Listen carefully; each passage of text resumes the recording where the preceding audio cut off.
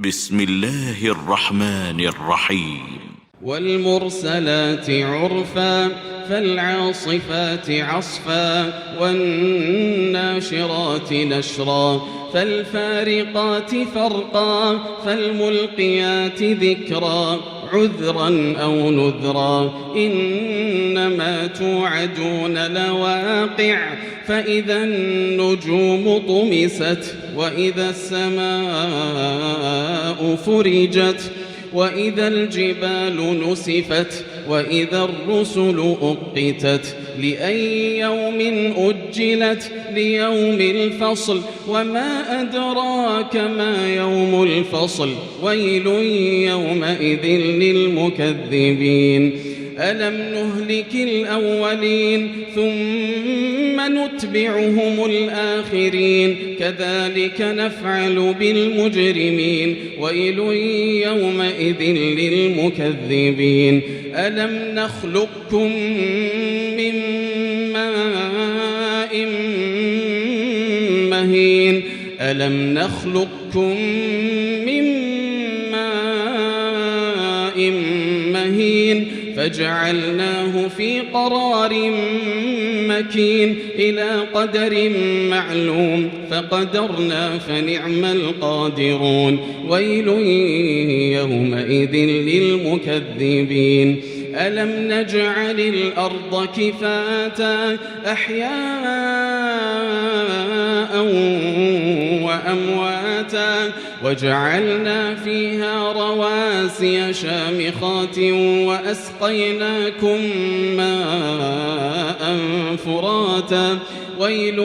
يومئذ للمكذبين انطلقوا إلى ما كنتم به تكذبون انطلقوا إلى ظل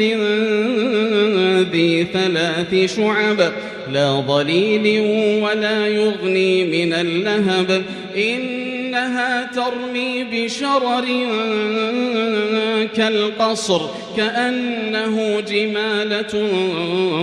صفر ويل يومئذ للمكذبين هذا يوم لا ينطقون ولا يؤذن لهم فيعتذرون ويل يومئذ للمكذبين هذا يوم الفصل جمعناكم والأولين فإن كان لكم كيد فكيدون ويل يومئذ للمكذبين إن المتقين في ظلال وعيون وفواكه مما يشتهون كلوا واشربوا هنيئا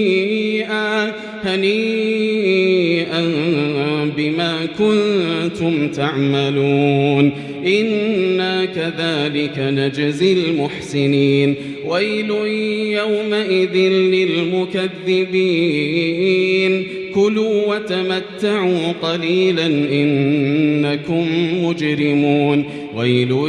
يومئذ للمكذبين وإذا قيل لهم اركعوا لا يركعون ويل